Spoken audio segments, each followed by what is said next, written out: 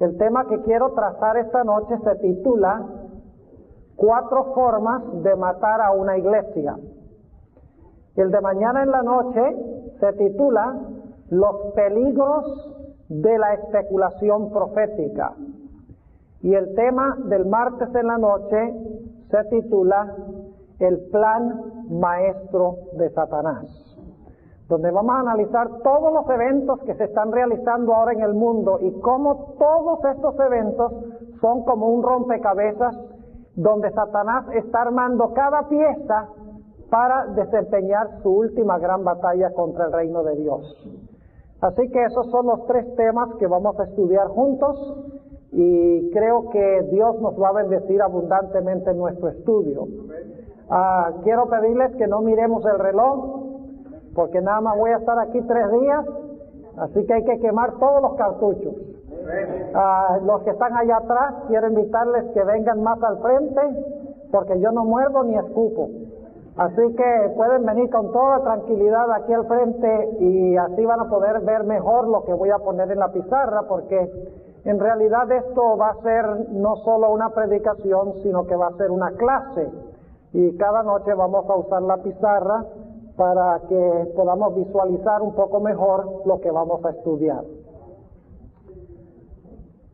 Bien, hemos tenido nuestra oración esta noche pidiendo que Dios bendiga el estudio de su palabra, así que vamos a entrar directamente en nuestro estudio de esta noche.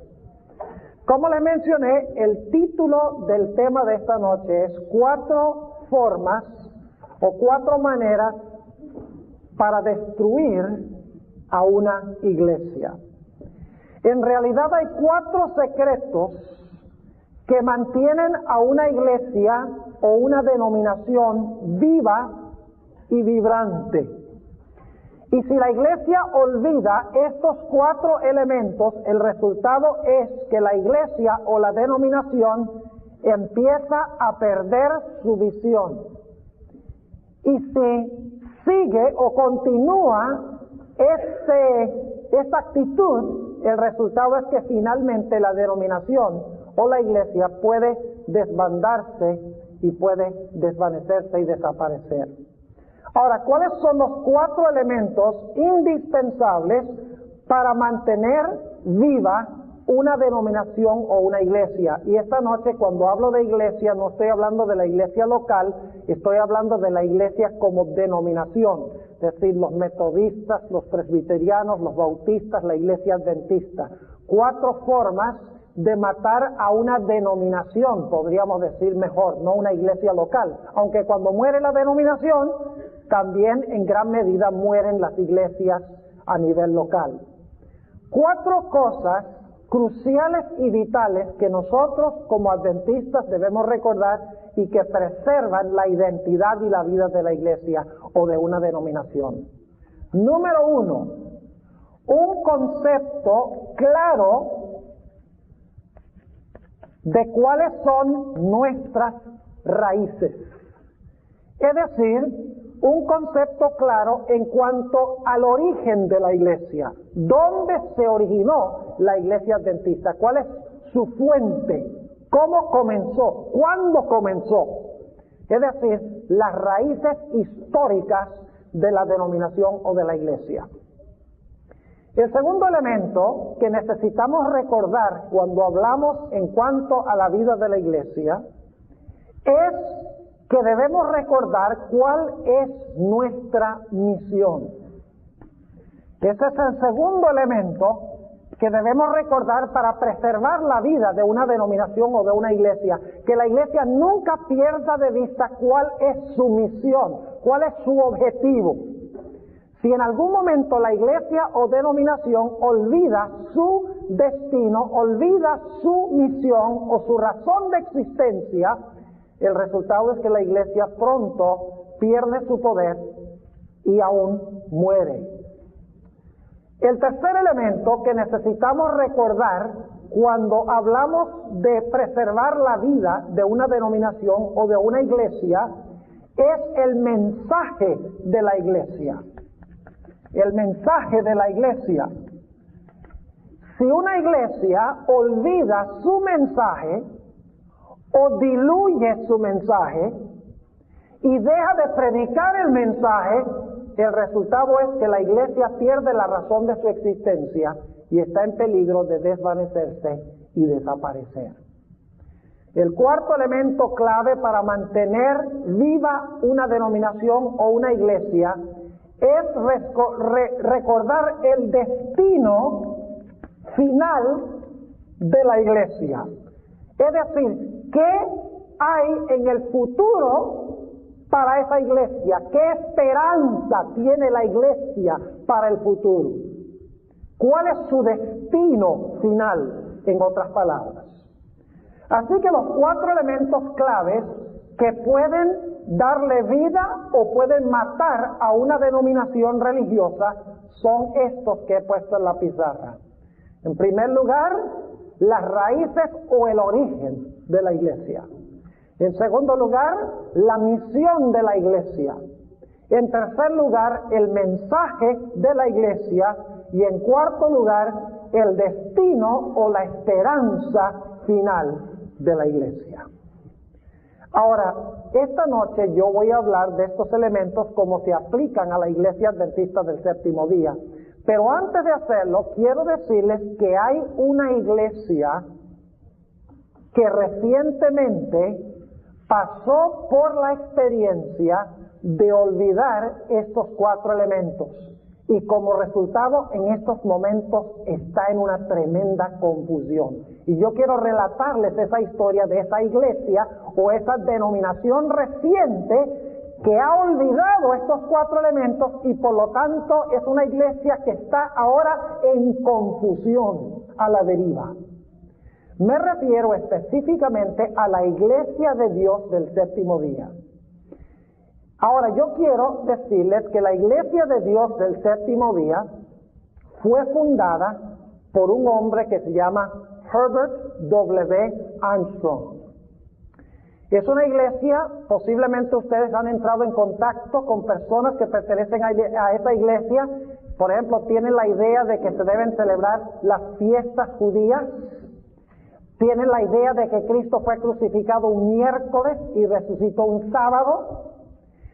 Tienen varias creencias parecidas con la iglesia adventista. Por ejemplo, observan el sábado como día de reposo. Creen en el estado de los muertos como la iglesia adventista. Creen en la reforma pro salud también como la iglesia adventista. En efecto, esta iglesia se separó de la iglesia adventista el siglo pasado. Por eso conserva muchas de las doctrinas y enseñanzas de la iglesia adventista. Pero el fundador de esta iglesia fue Herbert W. Armstrong. Era el pionero de esta iglesia. Él la levantó, la estableció.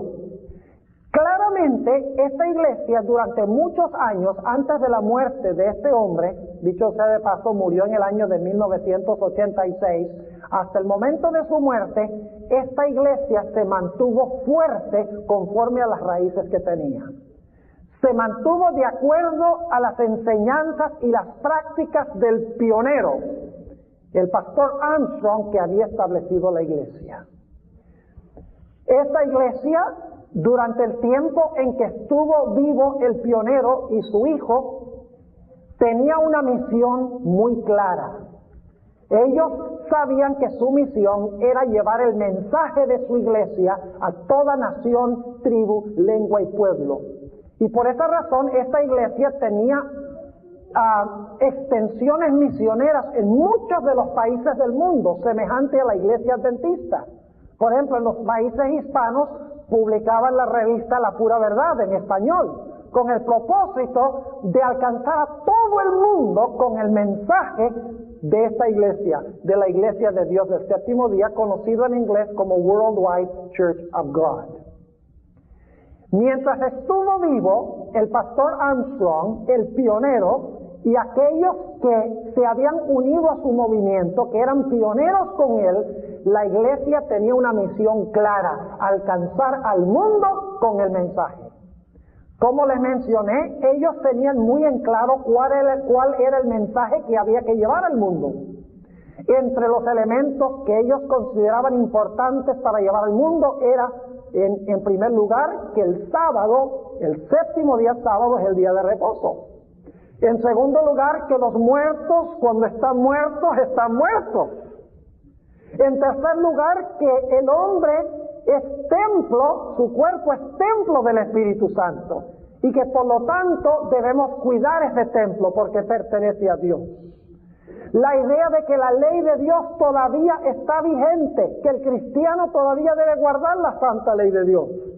Y tenían también algunas doctrinas con las cuales no concordamos nosotros los adventistas, como la idea de que hay que celebrar las fiestas judías, la idea de que el Señor Jesucristo resucitó el sábado y fue crucificado el miércoles, y algunas ideas en cuanto a las profecías con las cuales nosotros no podemos congeniar.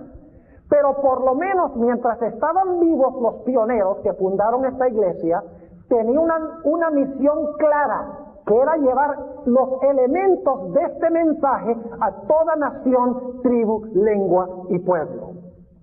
Es decir, era una iglesia supremamente misionera. Ellos tenían un programa de radio donde el que hablaba era el pastor Armstrong en sí mismo. El nombre del programa de radio era The World Tomorrow, el mundo del mañana. Prácticamente en cada programa el pastor Armstrong hablaba sobre la segunda venida de Jesús, sobre la importancia del sábado, sobre el peligro de creer que los muertos no están muertos. Hablaba en cuanto al espiritismo, en cuanto a la reforma pro salud. Es decir, presentaba de una forma clara el mensaje, y era un programa que se extendía a nivel mundial. Además de eso, establecieron 2 universidades para preparar alumnos con el fin de que ellos sirvieran como misioneros para extender el mensaje de esta iglesia. En realidad, los nombres de esas universidades, una se estableció en Texas y la otra en Pasadena, California, Colegio Embajador, Ambassador College en inglés. El propósito de la institución era preparar misioneros para llevar el mensaje y cumplir la misión de esta iglesia. También vieron la importancia de las publicaciones. Piensen, muy parecido a la iglesia adventista, sus instituciones educativas para preparar obreros, programas en la televisión y en el radio para alcanzar a gente con el mensaje. También vieron la importancia de las publicaciones. Empezaron a publicar la revista The Plain Truth, o La Pura Verdad, una revista que tenía una circulación en los días de su auge de 7 millones de suscripciones a esta revista a nivel mundial, y la suscripción era gratuita, no había que pagar absolutamente nada por ella. Ahora, cuando uno leía la revista La Pura Verdad, tenía mayormente artículos doctrinales sólidos sobre profecías, sobre la segunda venida, sobre las doctrinas claves de la iglesia. Y los miembros de la iglesia, con gran orgullo, extendían esta revista con el fin de esparcir el mensaje de la iglesia. Si ustedes hubieran escuchado el programa por radio, que ya no existe, el programa de televisión, que ya no existe, si hubieran leído La Pura Verdad como se publicaba en aquella época, si hubieran asistido a las universidades que ellos establecieron, ustedes se hubieran dado cuenta que el propósito de la iglesia era un propósito netamente misionero: preparar al mundo para el establecimiento del reino de Cristo. Tenían muy en claro el destino de la iglesia.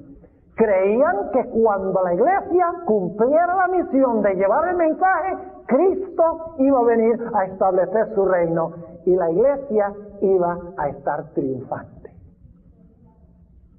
Pero cuando el pastor Armstrong murió en el año 1986, tomaron las riendas de la iglesia un grupo de dirigentes liberales que en primer lugar no querían que nadie creyera que esta iglesia que había dirigido el pastor Armstrong y los pioneros que habían trabajado con él, no querían que se pensara que esta iglesia era una secta.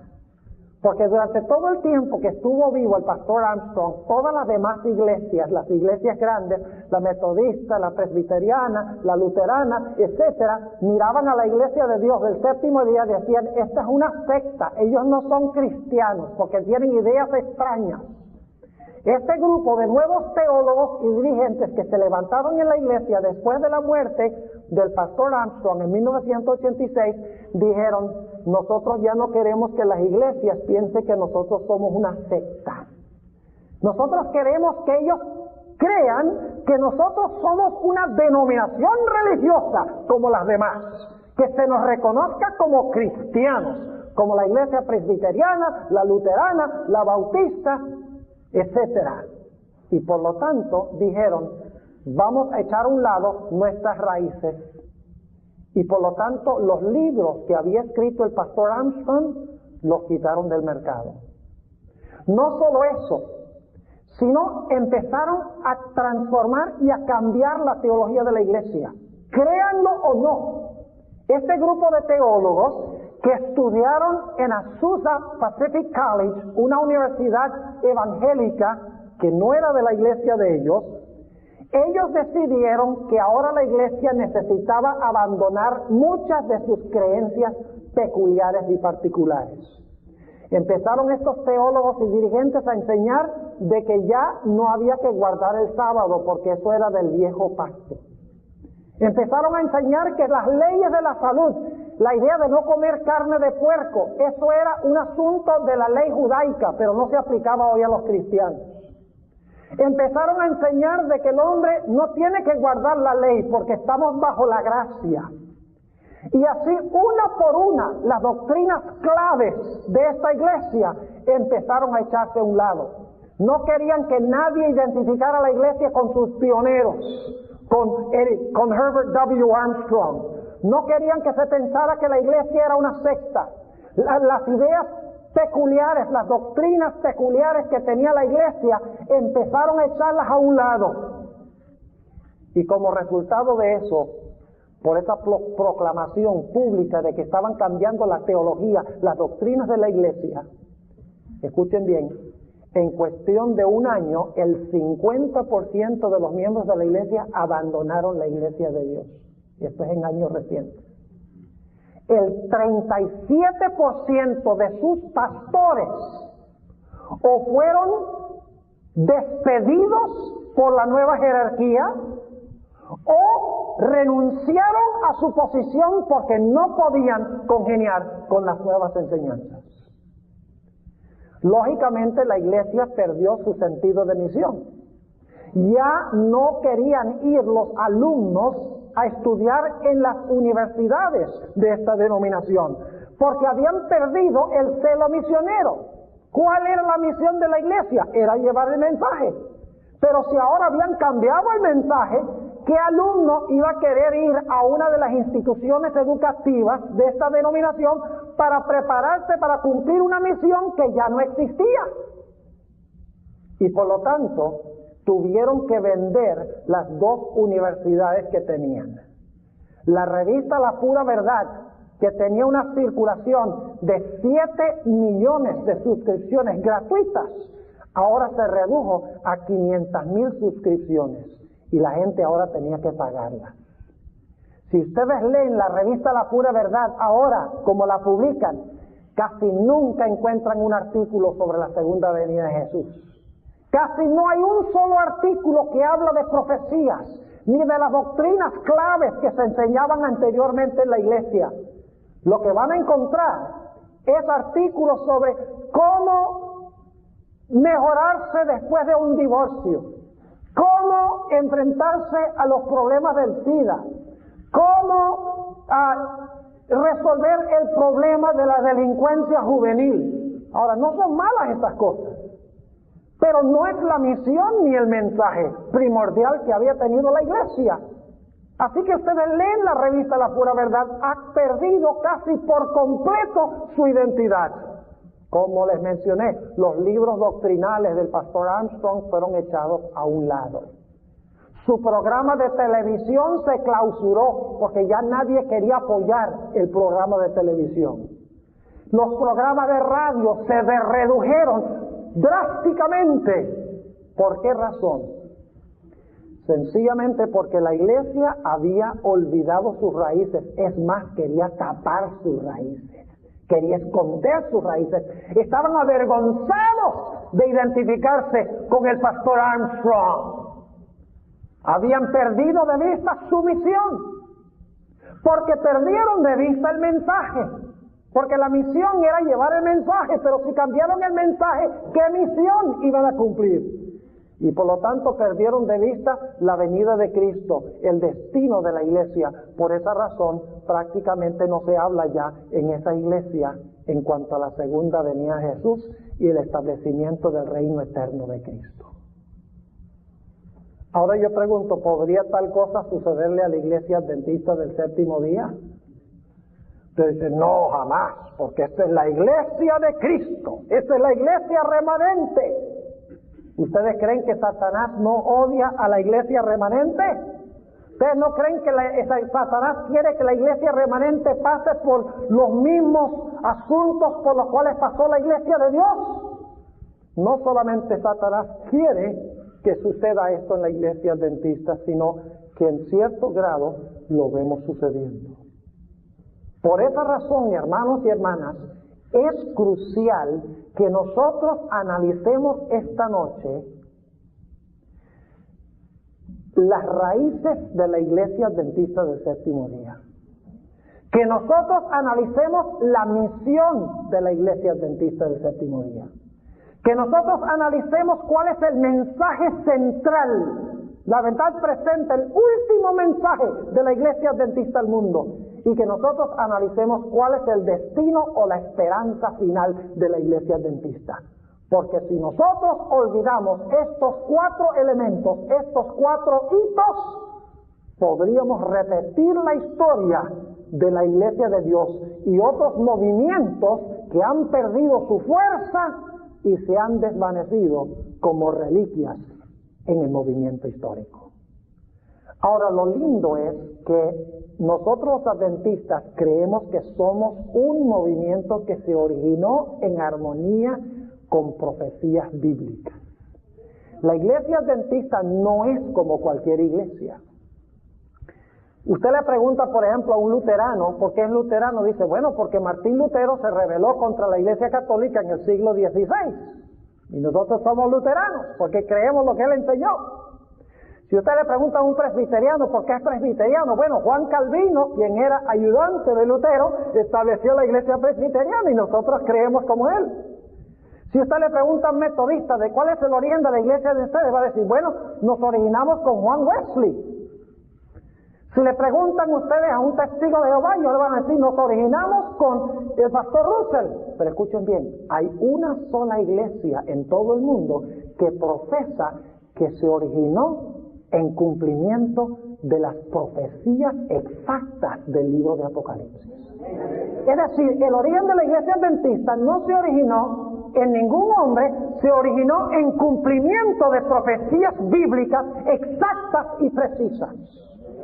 Vamos a analizar entonces, en primer lugar, nuestras raíces. Y dicho sea de paso, estos 4 elementos, las raíces, la misión, el mensaje y el destino, se encuentran en todo el corazón del libro de Apocalipsis.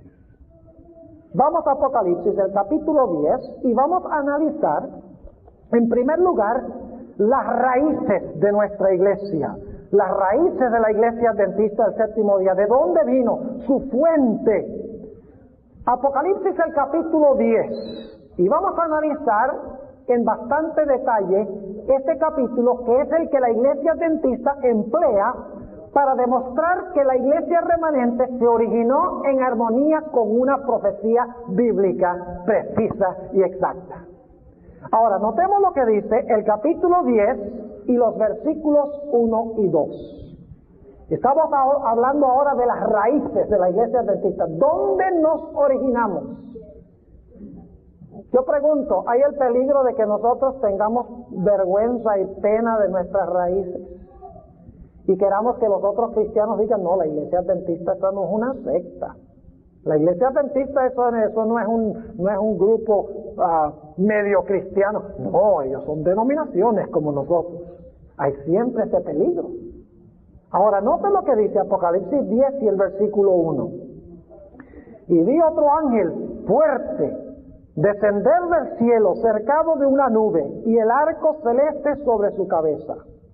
Y su rostro era como el sol y sus pies como columnas de fuego. Y ahora escuchen esto, versículo 2. Y tenía en su mano un librito, ¿qué cosa? Abierto. Y luego dice, y puso su pie derecho sobre el mar y el izquierdo sobre la tierra. Es decir, el ángel trae un mensaje que se debe proclamar ¿dónde? En tierra y mar. Significa un mensaje que se va a llevar a nivel mundial, exactamente. ¿Y de dónde va a salir ese mensaje mundial? ¿De dónde va a salir? Del librito. Ahora es importante saber qué es ese librito. ¿Es importante saber qué es el librito? Pues si el mensaje que va a presentar el ángel a tierra y mar va a salir del librito, es importante saber cuál es el librito para saber qué mensaje proclamar. Ahora surge la pregunta, ¿qué es este librito? Permítanme decirles esto. En realidad, el tiempo del verbo, aquí, donde dice un librito abierto, en realidad, en griego literalmente dice, tenía en su mano un librito que hubo sido abierto. Ahora, nosotros en español no hablamos así, porque hubo sido abierto, eso suena feo, eso no suena como buen español. Por lo tanto, no se traduce de esa forma literal. Pero en realidad dice, en el idioma griego original, en que fue escrito el Nuevo Testamento, dice, el librito que hubo sido abierto, lo cual significa que en determinado momento ese libro que hubo sido abierto estaba ¿qué? Estaba cerrado. Y ahora el ángel viene a presentar un mensaje que sale de este librito a tierra y mar, y el libro que había estado cerrado, ahora el ángel ¿qué? Lo abre para presentar su mensaje. Ahora pregunta, ¿qué es ese librito que estuvo cerrado y que ahora el ángel lo abre? Hay un solo libro en toda la Biblia que jamás haya sido sellado y cerrado. Note lo que dice en Daniel, el capítulo 12. Daniel, el capítulo 12, el único libro en toda la Biblia que fue sellado en el Antiguo Testamento. Note, Daniel, el capítulo 12, y vamos a leer el versículo 4. Dice aquí el ángel a Daniel, tú, empero Daniel, cierra las palabras y sella el libro. ¿Cuál libro? ¿Cuál libro? ¿Cuál libro? ¿De qué libro está hablando el ángel aquí cuando dice cierra las palabras y sella el libro? Es el libro de Daniel, específicamente la parte de Daniel que tiene que ver con el tiempo del fin. Ahora mañana en la noche, Dios mediante, vamos a hablar un poquito más en detalle de que este librito es una porción del libro de Daniel. Pero por ahora les voy a decir que el librito que se menciona aquí es la parte de Daniel que tiene que ver con el tiempo del fin. Ahora, ¿qué significa eso? Cierra las palabras y sella el libro. ¿Qué pasa cuando las palabras están cerradas y el libro está sellado? ¿Puede salir un mensaje del libro? ¿Puede alguien leer el libro? ¿Puede alguien comprender el libro?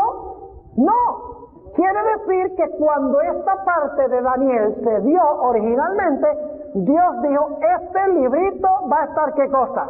Va a estar cerrado. Nadie lo va a poder entender, nadie lo va a poder descifrar, nadie lo va a poder explicar para siempre. Muchas gracias. No para siempre. Dice, va a estar cerrado y sellado ¿hasta cuándo? Hasta el tiempo del fin. Yo pregunto entonces, al final de la historia del mundo, hacia el final de la historia del mundo, ¿este librito que fue cerrado se iba a abrir? ¿Sí o no? Claro que sí. Porque dice que iba a estar cerrado y sellado hasta el tiempo del fin. Lo cual indica que en el tiempo del fin se iba a abrir. ¿Dónde dice la Biblia ¿Dónde describe la Biblia el momento en que se abrió? En Apocalipsis 10. Es decir, en Daniel, cuando Dios le da el librito a Daniel, le dice, ciérralo y séllalo, esto no es para tu época. Pero luego, más adelante, en el tiempo del fin, debe ser que este librito va a ser ¿qué cosa? Va a ser abierto, y ahora del librito va a salir ¿qué cosa? El mensaje, y todo el mundo lo va a poder ¿qué? Entender. Note lo que dice Daniel 12, nuevamente, y el versículo 4, tú empero, Daniel, cierra las palabras y sella el libro hasta el tiempo del fin. Pasarán muchos y multiplicaráse la ciencia. Y eso es uno de los textos más mal usados por los adventistas que hay en la Biblia. Porque cuando dice, se aumentará la ciencia, muchos evangelistas, y yo lo hice por algunos años hasta que descubrí el contexto de este versículo, dice, no, eso quiere decir que iba a haber computadoras y cohetes nucleares y todas estas cosas, se va a aumentar la ciencia.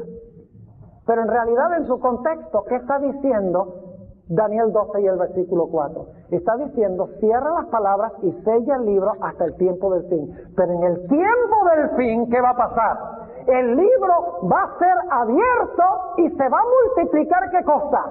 La ciencia o el conocimiento ¿de qué? De lo que está en el librito. Y así lo usa Elena G. de White 100% de los casos. Nunca la hermana White usa este texto para hablar del avance de la tecnología moderna. Siempre dice que en el tiempo del fin, el librito, la parte de Daniel que tiene que ver con los últimos días, se iba a abrir para que ahora lo que no se podía entender se iba a ¿qué? A comprender por parte de los que leyeran el libro. ¿Ahora entienden lo que está sucediendo en Apocalipsis el capítulo 10?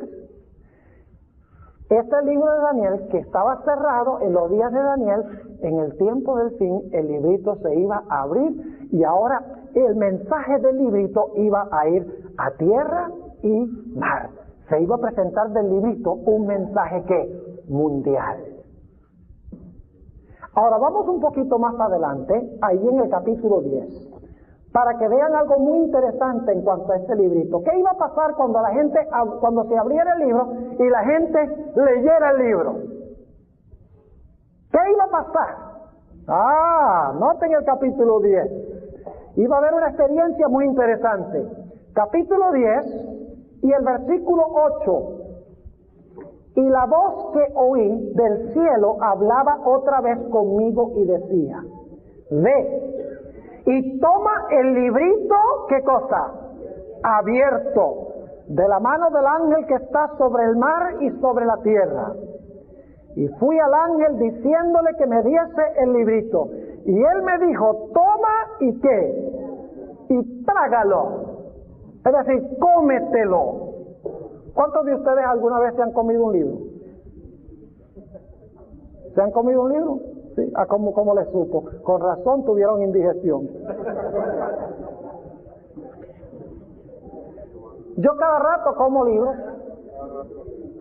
¿Han oído la expresión alguna vez cuando un libro está bien interesante? Ese libro me lo comí, completo me lo comí.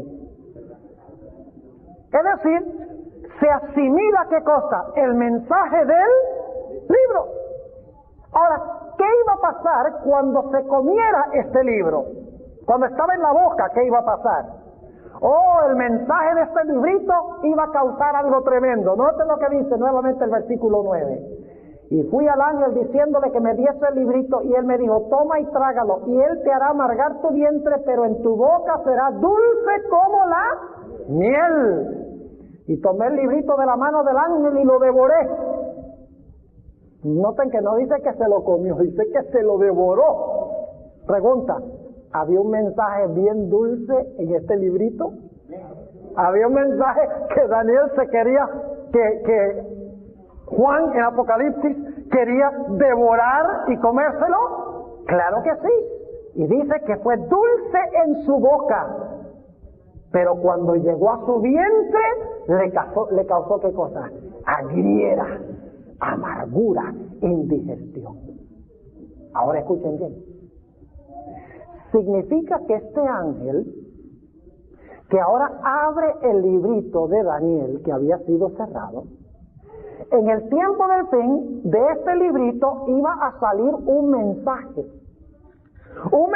que iba a ir a tierra y a mar, que cuando la gente escuchara y estudiara el mensaje, iba a ser un mensaje, ¿qué cosa?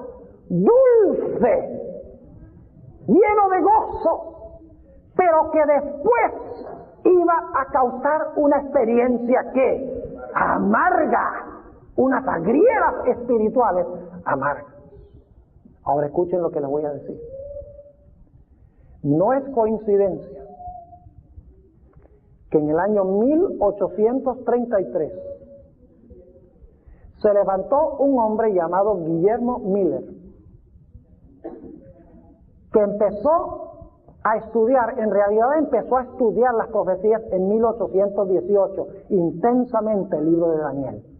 Y llegó específicamente a una profecía, la profecía de Daniel 8:14, donde dice hasta 2300 días y el santuario será purificado. Y él llegó a la conclusión de que el santuario era la tierra. Ahora, él no sacó eso de la Biblia, porque en ninguna parte de la Biblia dice que el santuario es la tierra. Pero él asumió que la purificación del santuario era la tierra. Y llegó a la conclusión, a base de su estudio, de que la tierra era el santuario y que la purificación del santuario era cuando Cristo viniera del cielo para purificar este mundo con fuego en su venida para establecer su reino eterno. Yo estoy ahora en el proceso de leer un libro escrito por F.D. Nichol, quien por muchos años fuera el editor de la Review and Herald, y él escribió un libro que se llama The Midnight Cry, el fuerte clamor de medianoche, donde describe la experiencia de los milleritas, porque Miller estudió a partir del año 1818, empezó a predicar en el año 1831, y luego muchos pastores prominentes de muchas iglesias protestantes, metodistas, bautistas, presbiterianos, luteranos y de diferentes denominaciones se unieron a Miller para proclamar este mensaje. Miles de personas se reunían en carpas y en salones para escuchar la predicación de las profecías de Daniel. Hasta 2300 días el santuario será purificado. Y Guillermo Miller al principio dijo que los 2300 días terminaban entre 1843 y la primavera de 1844. Pero pasó la primavera de 1844 y Cristo no vino a purificar la tierra. Así que se llevaron un primer chasco, pero luego analizaron más detenidamente las profecías y se dieron cuenta que tenía que cumplirse esa profecía no en la primavera, sino en el otoño. Y en el otoño de ese año, el día de expiación, la purificación del santuario se realizaba el 22 de octubre. Así que ellos dijeron, es que nos equivocamos en cuanto al tiempo cuando se debía cumplir esta profecía. La purificación del santuario va a suceder en 22 de octubre de 1844. Y empezaron a predicar esto en todos los Estados Unidos, en Europa, en Sudamérica, en Asia, en África. Representantes empezaron a predicar este mensaje en cuanto a la venida de Cristo para purificar el mundo con fuego. ¿Creen ustedes que esta fue una experiencia dulce para ellos? Sacar del libro de Daniel hasta 2300 días y el santuario será purificado. Una experiencia dulce pensar que pronto iban a ver a Cristo venir en las nubes del cielo para purificar la tierra con fuego y para salvar a sus hijos fieles. La hermana White más tarde dijo que este fue el año más feliz de su vida. Según los testigos oculares, los milleritas estaban llenos de gozo mientras proclamaban este mensaje. Se veían y conmovían a las multitudes con el gozo que ellos experimentaban al hablar de que iban a ver a Jesús el 22 de octubre de 1844. Pero llegó el 22 de octubre y pasó, y el Señor Jesucristo no vino. Y la experiencia dulce que había salido del libro de Daniel, del estudio de Daniel y de la predicación de Daniel en tierra y mar, se tornó amarga. Amarga por dos razones. En primer lugar, porque su amado Jesús no había venido. Y en segundo lugar, porque aquellos que no habían aceptado el mensaje se burlaron de ellos, los hostigaron, los persiguieron, los sacaron de las iglesias, La experiencia dulce de la expectativa de la venida de Cristo se había tornado amarga. ¿Y saben algo? De ese chasco fue que se originó la Iglesia Adventista del Séptimo Día. Muchas personas dicen, pero pastor, entonces la Iglesia Adventista se originó en un chasco. ¿Y cómo puede ser una iglesia, la iglesia verdadera, si se originó en un chasco? La respuesta que yo siempre doy a esta pregunta es que Dios ya en Apocalipsis había profetizado el chasco. La idea del chasco no la inventa la Iglesia Adventista. La idea del chasco ya Dios había hablado aquí en Apocalipsis 10 del chasco, ¿sí o no? Dios había dicho que cuando se abriera el libro de Daniel, especialmente la parte que tiene que ver con los 2300 días, lo veremos mañana en nuestro estudio, Dios mediante, Dios había dicho que cuando saliera el mensaje dulce de este libro, que se iba a tornar amargo más adelante, que iba a haber un chasco. Dios lo profetizó. Así que si Dios lo profetizó, no debe sorprendernos de que el remanente se origine de un chasco del cual Dios ya había hablado hace un par de miles de años. También le digo a la gente que me dice eso, que toda la iglesia cristiana también se originó en un chasco. Saben que hay un paralelo muy interesante entre el chasco de los discípulos cuando Cristo fue crucificado y el chasco de 1844. Ustedes recuerdan que cuando el Señor Jesucristo entró a Jerusalén sobre un asno, es más, Jesús le dijo a los discípulos que buscaran el asno, ¿se acuerdan? O sea, Jesús preparó la escena. Los reyes montaban en asnos en la antigüedad. Así que Cristo dice, consígame un asno y yo me voy a sentar sobre el asno y voy a cabalgar entrando a Jerusalén. ¿Qué impresión estaba dando a Jesús? No, de que él era el rey. Pero pregunto, ¿estaba Jesús preparando a la gente para un gran chasco? Claro que sí. Dice que la gente tomaba palmeras y se las lanzaba allí enfrente de Jesús para que pasara sobre ellas y clamaba Hosana al rey de Israel. Pero escuchen, menos de una semana más tarde la gente estaba gritando crucifícale, crucifícale. Y el domingo de la resurrección por la tarde, 2 discípulos mostraron su amargura diciendo, nosotros pensábamos que él era el que iba a revivir a Israel. Yo pregunto, ¿los discípulos creían que Cristo se iba a sentar como rey en el trono de Jerusalén? ¿Y de dónde sacaron esa idea? ¿Usaron ciertas profecías del Antiguo Testamento para eso? Claro que sí, como el Salmo 2, donde dice que los despedazará con vara de hierro. Se sentará en el trono de David. Múltiples profecías en el Antiguo Testamento. Pero pregunto, ¿interpretaron mal esas profecías? Claro que sí. Y sin embargo Jesús, a pesar de que sabía que habían interpretado mal las profecías, entendieron mal el evento que se iba a realizar en Jerusalén, Jesús de todas maneras le dio publicidad entrando sobre un asno. Es decir, Jesús les dijo, vamos a proclamar el hecho de que yo soy rey, aunque ustedes entienden mal qué clase de rey. Después van a estudiar la Escritura y van a entender las profecías que no entendieron antes. Y así fue que la iglesia cristiana se estableció sobre un chasco. Una experiencia dulce cuando que Jesús entró a Jerusalén sobre el asno y ellos pensaban que él iba a ser rey en el trono de Jerusalén, y un chasco amargo cuando su Mesías fue crucificado en el Calvario. Pero luego volvieron a estudiar las profecías y dijeron, es que habíamos entendido mal.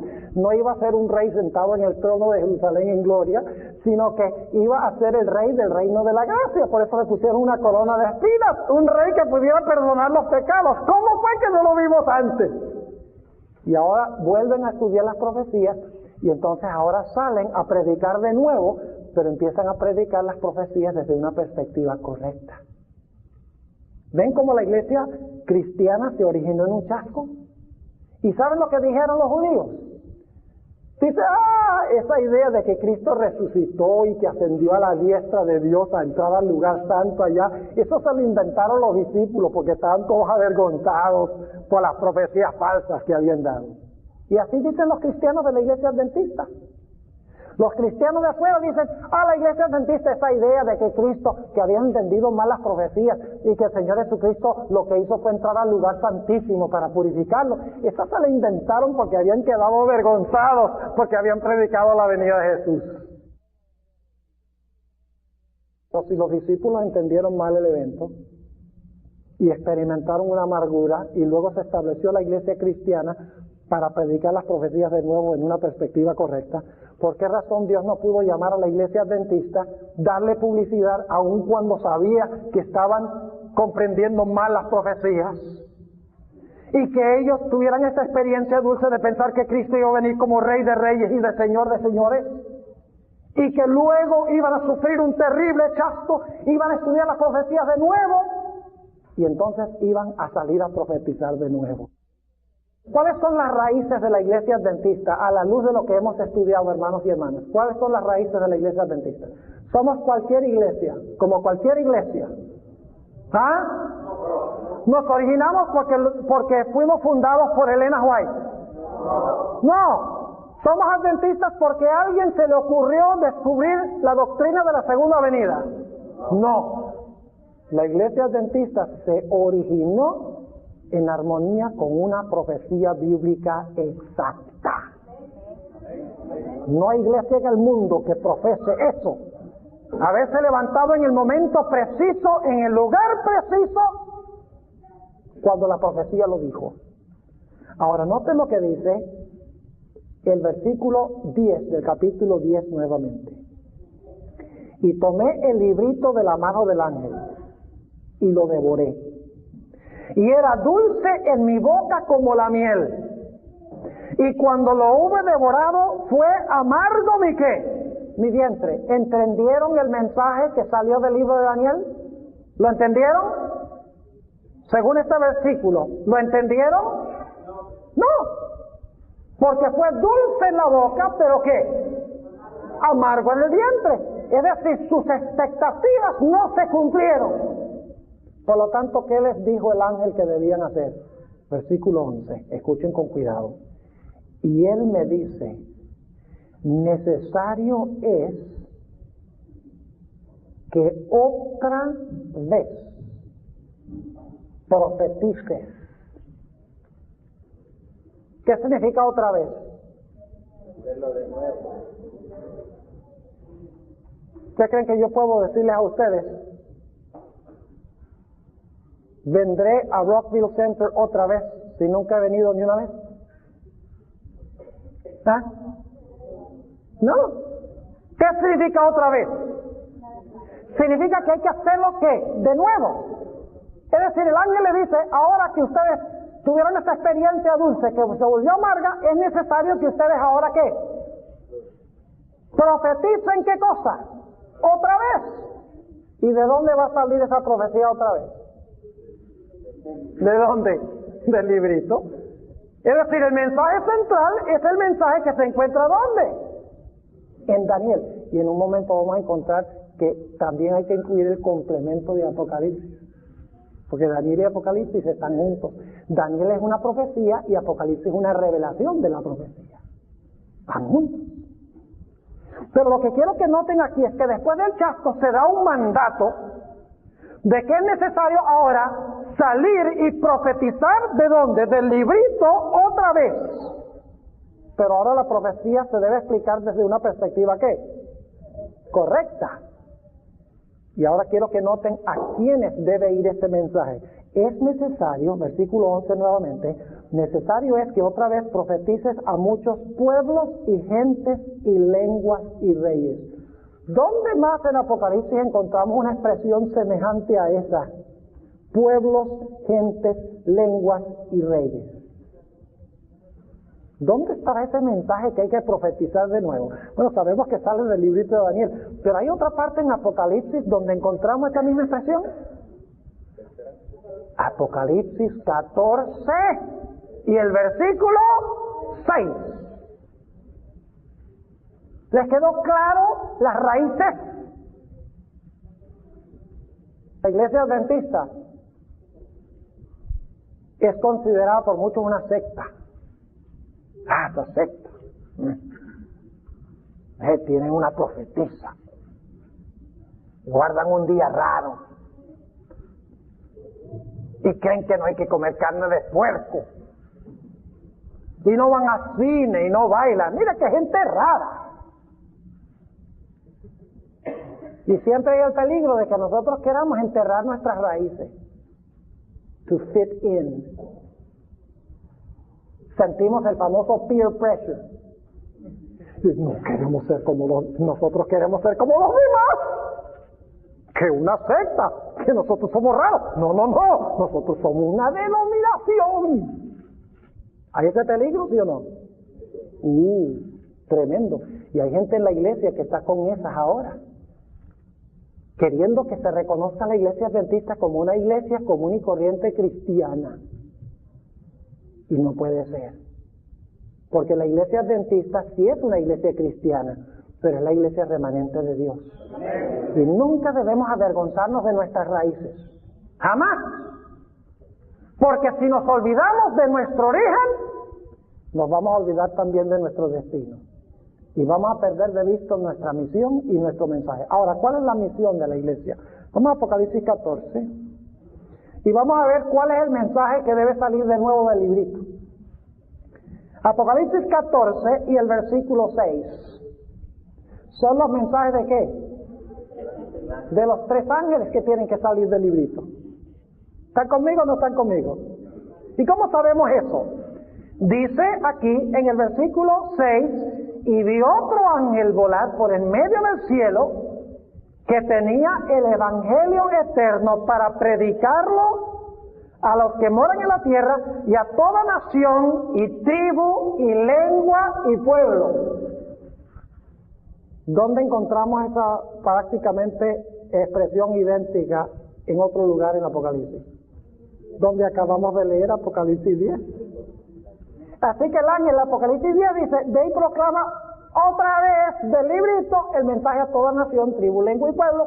Y entonces en Apocalipsis 14 aparece este ángel que predica el mensaje a toda nación, tribu, lengua y pueblo. Es decir, lo que hay que proclamar del librito está en Apocalipsis 14, los mensajes de los 3 ángeles. ¿Cuál entonces es la misión de la iglesia adventista? La misión de la iglesia adventista es predicar el mensaje ¿a dónde? A todo el mundo. La misión es ir al mundo. Esa es la misión. ¿Llevar qué a todo el mundo? El evangelio eterno. ¿Qué es lo que contiene el evangelio eterno? Solo el mensaje del primer ángel. ¿Cuántos mensajes están incluidos en este evangelio eterno? 3. Es decir, los 3 mensajes son el mensaje a toda nación, tribu, lengua y pueblo, porque dice, vi un ángel, luego vi otro ángel, luego el tercer ángel. Y este es el último mensaje de Dios al mundo. Y ustedes dicen, ¿cómo sabemos eso? Escuchen bien. Apocalipsis 14, después de los mensajes de los 3 ángeles, apenas termina el mensaje del tercer ángel, se ve a Cristo sentado en una nube con una hoja en su mano y viene a cosechar la tierra. ¿A qué se refiere? ¿A qué evento se refiere ese cuando Cristo está sentado sobre la nube con una hoz y está regresando a la tierra? Su segunda venida. ¿Pero qué vino en Apocalipsis 14 inmediatamente antes de ese evento de su segunda venida? Los mensajes de los 3 ángeles. Eso indica que los mensajes de los 3 ángeles son el mensaje final de Dios antes de la segunda venida de Cristo. Y escuchen bien. Los adventistas siempre hemos enseñado que ese mensaje final irá acompañado del poder de la lluvia tardía. Eso lo dice la hermana White, pero no solo la hermana White, lo dice también la Biblia. Y dice, ¿dónde dice la Biblia eso? ¿Se dan ustedes cuenta que los mensajes de los 3 ángeles se proclaman y luego Cristo está sentado sobre la nube y dice, la mies está madura y las uvas están maduras? Yo pregunto, en Israel, ¿qué es lo que maduraba la cosecha? ¿Qué es lo que maduraba la mies y las uvas? La lluvia tardía. Esto significa que cuando Cristo venga, la mies está madura, significa que las uvas están maduras, porque antes ha caído ¿qué? La lluvia tardía, acompañando los mensajes de los 3 ángeles que vienen inmediatamente antes de su segunda venida. Y eso no lo dice Elena White, solamente lo dice la Biblia cuando ustedes analizan Apocalipsis 14. Así que la misión de la iglesia adventista es ir a todo el mundo con el mensaje. ¿Y cuál es el mensaje? ¿Cuál es el mensaje? Un solo ángel, 2 ángeles, 3 ángeles y un cuarto ángel de Apocalipsis 18. Ese es el mensaje final de Dios, porque viene inmediatamente antes de la segunda venida, en Apocalipsis 14. Ahora yo pregunto, si usted no tiene claro el mensaje, ¿va a tener clara la misión? Dígame usted, si la misión es llevar el mensaje, ¿qué pasa si usted no tiene claro el mensaje? ¿Va a tener borrosa la misión? Claro que sí. Por esa razón la iglesia de Dios, cuando perdió de vista el mensaje, ¿qué perdió de vista? La razón de su existencia, su misión.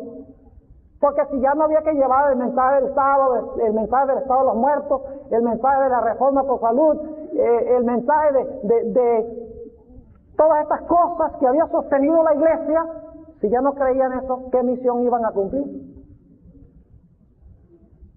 Ahora entonces nuestra misión es llevar el mensaje. ¿Y cuál es el mensaje? Vamos a anotarlo. Apocalipsis 14 nuevamente y el versículo 6. Dice: y vi otro ángel volar por el medio del cielo que tenía el evangelio eterno para predicarlo a los que moran en la tierra y a toda nación, tribu, lengua y pueblo. Esa es la misión, ¿verdad? Ahí no dice nada del mensaje. Solamente dice que va a predicar el evangelio, pero no dice cuál es el contenido del evangelio. Ahora, ¿cuál es el contenido del evangelio eterno que hay que llevar como misión de la iglesia a todo el mundo? Versículo 7, diciendo en alta voz: temed a Dios. ¿Qué significa temer a Dios? ¿Saben algo? Esta expresión, temer a Dios, casi siempre que se usa en el Antiguo Testamento, va vinculado con guardar los mandamientos. Por ejemplo, Eclesiastés 12:13 dice: teme a Dios y guarda sus mandamientos, porque esto es el todo del hombre. ¿Saben cuándo se usa por primera vez la expresión temer a Dios? La primera vez en la Biblia es cuando Abraham estuvo dispuesto de ofrecer a su hijo Isaac, y el ángel le detiene la mano y Dios le dice: ahora yo sé que temes a Dios. ¿Qué había hecho Abraham? Había obedecido a Dios. Es decir, temer a Dios significa obedecer, ¿qué cosa? Los mandamientos de Dios. Parte del mensaje que se debe llevar en la misión es ¿qué cosa? Obedecer los mandamientos de Dios. Pero sigue diciendo: temed a Dios y dadle ¿qué? Gloria. Algunas versiones dicen honra, pero la mejor traducción es gloria, doxa, de donde viene nuestra doxología, donde les atribuimos honra y alabanza a Dios, ¿verdad? A Dios el Padre Celestial. Doxa, darle gloria. Ahora yo pregunto, ¿qué significa eso, darle gloria a Dios? ¿Cómo le podemos nosotros, criaturas pecadoras, darle gloria a Dios? Bueno, déjenme resumirlo para que lo puedan entender. Ustedes recuerdan que Moisés subió al monte Sinaí y tuvo comunión con Dios, ¿verdad? Y Moisés le dijo a Dios, usted puede encontrar esto en Éxodo 33, 18 y 19, Moisés le dice a Dios: muéstrame tu gloria. ¿Y qué le dijo Dios? Dice: bueno, tú no me vas a ver mi persona, dice, pero yo haré pasar toda mi bondad delante de ti. Te mostraré mi bondad, mi misericordia, mi gracia, mi amor. Te voy a mostrar eso.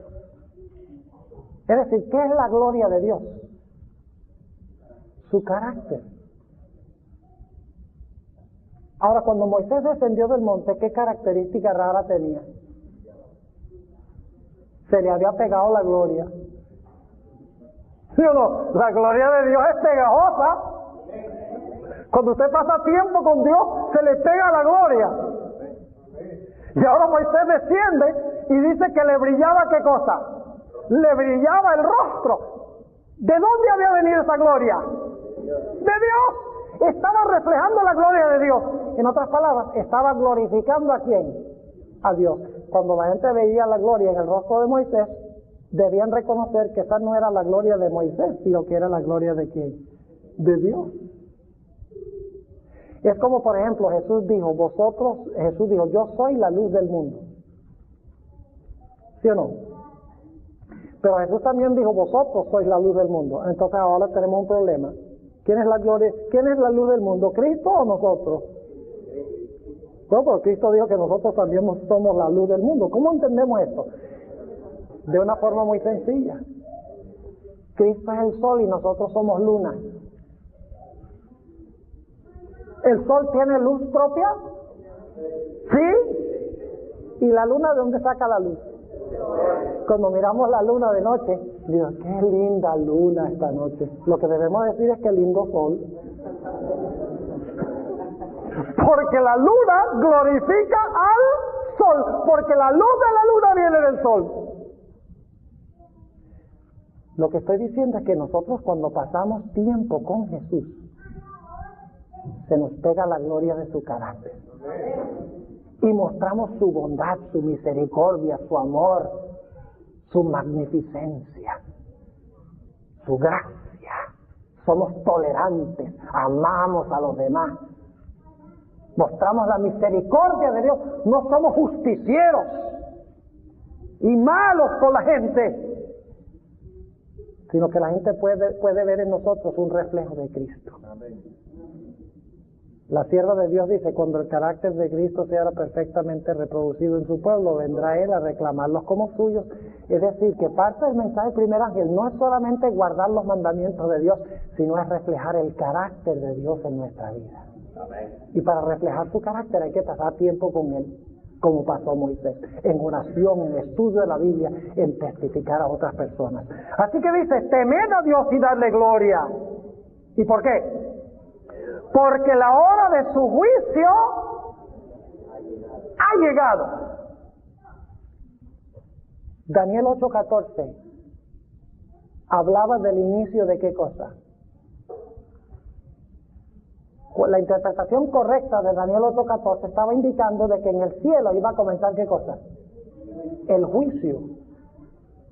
Daniel 8:14 dice que cuando terminaran los 2300 días iba a empezar la purificación del santuario. Iba a empezar ¿qué cosa? El juicio. Ahora el mensaje del primer ángel dice, la hora de su juicio ha llegado. Es decir, el mensaje del primer ángel y Daniel 8:14 están conectados. Esto está ampliando lo que está ¿dónde? En el librito. ¿Están conmigo? Es decir, la verdadera iglesia tiene que proclamar que estamos ahora en el tiempo de juicio. No dice, la hora de su juicio llegará. Porque la mayoría de las iglesias creen que el juicio es cuando Cristo venga. Y peor aún, escuchen bien, la mayoría de las iglesias creen que cuando usted se muere es que usted es juzgado. Y por eso no pueden entender Daniel 8:14, como la interpretamos los adventistas, las iglesias no lo pueden entender, pues dicen, ¿cómo así que en determinado momento, en 1844, Dios va a empezar el juicio en el cielo? Ellos no pueden aceptar eso, sencillamente porque ellos creen que cuando una persona se muere, si fue buena se va al cielo, y si fue mala se va al infierno. Es decir, ya fue juzgada cuando se murió. Si fue juzgada cuando se murió, ¿para qué va Dios a convocar un juicio en el cielo? En determinado momento, ¿me están entendiendo? Así que aquí está incluida la doctrina del estado de los muertos. Porque si usted cree que la hora del juicio es determinado momento cuando Dios empieza a juzgar a todos los seres humanos, quiere decir que esos seres humanos no fueron al cielo ni al infierno cuando se murieron, sino que están durmiendo en el sepulcro. Entonces la verdadera iglesia tiene que enseñar de que en primer lugar debemos guardar todos sus mandamientos. En segundo lugar, que debemos revelar su carácter. En tercer lugar, que estamos ahora en el juicio. Tiene que predicar Daniel 8:14 y que por lo tanto los muertos nada saben. Pero hay otra doctrina. Noten otra vez el versículo 7. Dice en la última parte, y adorad a aquel que ha hecho el cielo, la tierra, el mar y las fuentes de las aguas. ¿Ese es el Dios qué? Creador. ¿Y cuál es la señal del Creador? ¿Qué señal ha dado Dios para recordarnos de que Él es el Creador? El sábado. Entonces el mensaje del primer ángel nos llama a guardar ¿qué cosa? El santo sábado. Yo pregunto, la iglesia adventista, cuando se originó en sus pioneros, Jaime White, Elena White, José Bates, entre otros, poco a poco empezaron ellos a enseñar estas doctrinas, de que estamos ahora en el juicio, de que hay que guardar el sábado, de que la ley está vigente, de que debemos reflejar el carácter de Jesús. ¿Sí empezaron a enseñar todo eso? De que nuestro cuerpo es templo del Espíritu Santo. Porque glorificar a Dios también significa glorificarlo con nuestro espíritu y nuestros cuerpos, los cuales son de Dios, la misma palabra. Ahora, ¿qué tal el mensaje del segundo ángel? ¿Es parte ese del mensaje? ¿Del mensaje final? ¿Que debe salir del librito, sí o no? ¿Y qué dice el mensaje del segundo ángel? Dice, Babilonia cayó. Y el mensaje del cuarto ángel de Apocalipsis 18 dice, como Babilonia cayó, ¿qué cosa? Salid de ella, pueblo mío. Esta es una parte que a muchos adventistas no les gusta, dice, y llamar a la gente a salir de otras iglesias. ¿Saben por qué se hace el llamado a salir de otras iglesias? Porque no están enseñando el mensaje del primer ángel. Los mensajes de los tres ángeles van en secuencia. Usted no puede proclamar el segundo sin proclamar el primero, ni puede proclamar el tercero sin proclamar el segundo. Hay que hacerlos en su orden. El mensaje del primer ángel dice, tienes que guardar todos los mandamientos de Dios, por amor a Dios. Tienes que revelar el carácter de Cristo. Tienes que creer que el juicio comenzó en 1844. Tienes que creer que los muertos no saben nada. Es necesario que guardes el santo sábado. Y cuando ustedes proclaman el mensaje del primer ángel a gente de otras iglesias, ellos dicen, pero en mi iglesia no se está haciendo nada de eso. Aquí hay algo raro. Ese mensaje me dice que debo hacer todo eso. En mi iglesia no se habla de eso. Entonces usted hace el llamado del segundo ángel. Dice, entonces, si no se está haciendo, salgan de ahí. ¿Están conmigo? Salid de ella, pueblo mío. Escuchen bien. La mayoría del pueblo de Dios está fuera de la iglesia adventista. La mayoría de los verdaderos hijos de Dios están en otras iglesias. La iglesia católica está llena de hijos de Dios. Las iglesias protestantes todas tienen hijos verdaderos de Dios, que sirven a Dios lo mejor que saben, lo mejor que pueden, y Dios los recibe. Pero cuando ellos saben el mensaje del primer ángel y se dan cuenta que en su iglesia no se está practicando el mensaje final de Dios, ellos dicen, yo no me puedo quedar aquí, yo tengo que unirme a una iglesia que predica toda la santa verdad de Dios. Y se sienten inspirados ¿a qué? A salir. Y luego el mensaje del tercer ángel dice, si no sales, esto es lo que va a pasar. Si no sales, si no aceptas mi llamado, entonces tú vas a recibir la marca de la bestia. Y sobre ti va a caer la ira de Dios. Así que los mensajes de los tres ángeles van en secuencia. El mensaje del primer ángel dice, guarda los mandamientos de Dios. Revela el carácter de Jesús. Enseña que estamos ahora en el juicio y debes prepararte para encontrarte con tu Dios. Dicho sea de paso, usted no puede hablar del juicio sin hablar de la ley. Porque seremos juzgados por la perfecta ley de la libertad. ¿Pero qué enseñan las iglesias? Dicen, no, el sábado eso no hay que guardarlo. La ley clavada en la cruz. El juicio, no, eso es cuando tú te mueres. Cuando la gente se da cuenta que las iglesias enseñan lo contrario a lo que enseña la Biblia, dicen, no, yo no me puedo quedar aquí, y aceptan el segundo llamado a salir de Babilonia. Ahora, escuchen bien. Todas las iglesias tienen verdaderos hijos de Dios, pero esas no son verdaderas iglesias. Individuos en esas iglesias son verdaderos hijos de Dios, porque no conocen mejor. Pero las iglesias a las cuales pertenecen son Babilonia, según dice la Biblia, porque rechazan el mensaje del primer ángel, y los que no salgan recibirán finalmente la marca de la bestia y caerá sobre ellos la ira de Dios. Y uno dice, ¿y por qué Dios habla tan fuerte de que va a caer la ira? ¿Saben por qué? Porque Él no quiere que caiga sobre usted. Preferirían que Dios no les diga nada y les derrame la ira sin haberles avisado.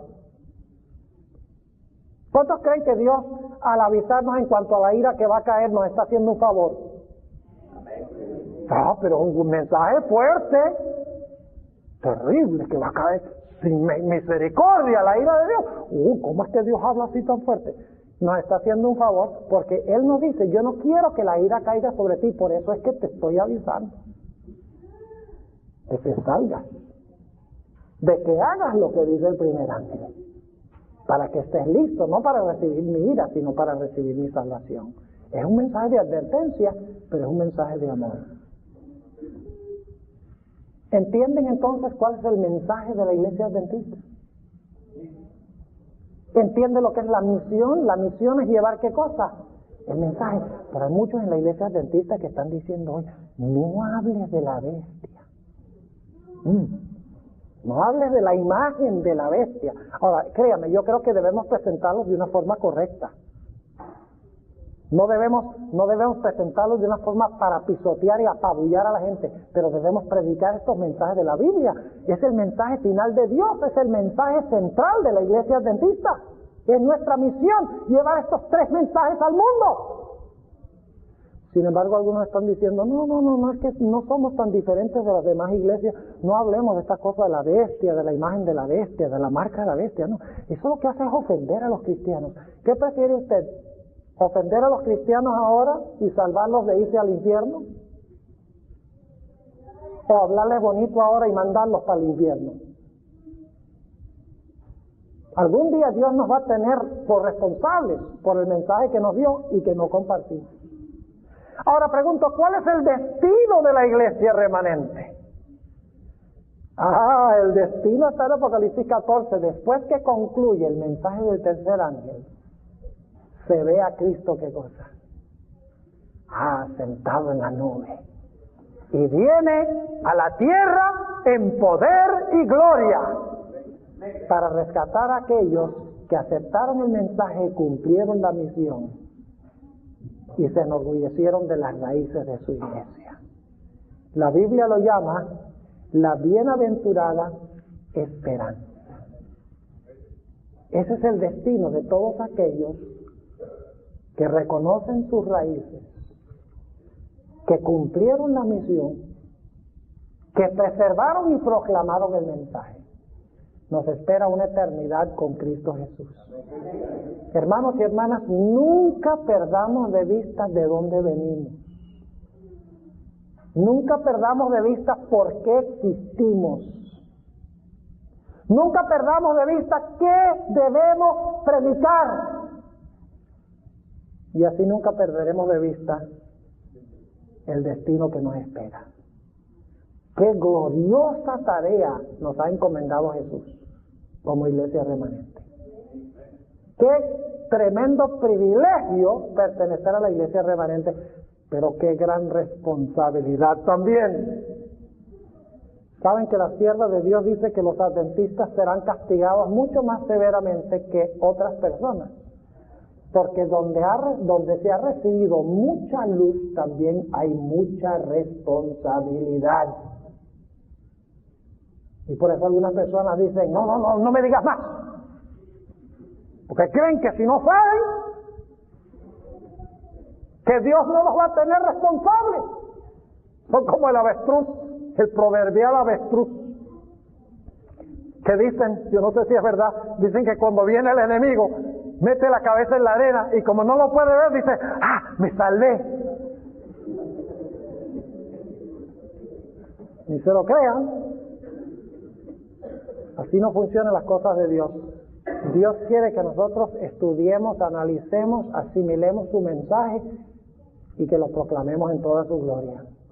Hermanos y hermanas, como yo les voy a hablar el martes en la noche, nosotros estamos en el umbral de grandes cosas en este mundo. Están sucediendo cosas increíbles en el mundo ecuménico, en términos de desastres naturales, tales llamados. En el mundo de la relación entre las naciones del mundo y las iglesias, las religiones del mundo, están pasando cosas increíbles que fueron profetizadas en el conflicto de los siglos hace más de 100 años, cuando parecía imposible, y están pasando delante de nuestros propios ojos. Cristo puede venir muy pronto. Pero nosotros tenemos que apresurar esa venida. ¿Recuerdan lo que dijo Jesús? Este evangelio del reino será ¿qué? Predicado por todo el mundo como testimonio a todos los gentiles, y entonces vendrá el fin. Cuando terminemos de predicar el evangelio vendrá el fin. Así que hagámoslo con toda certeza de que somos el remanente de Dios, con toda la certeza de que Dios nos ha dado una misión, un mensaje glorioso y un destino sin par, deslumbrante. Oremos. Padre, te damos gracias por el privilegio que nos has concedido de ser miembros de tu pueblo remanente.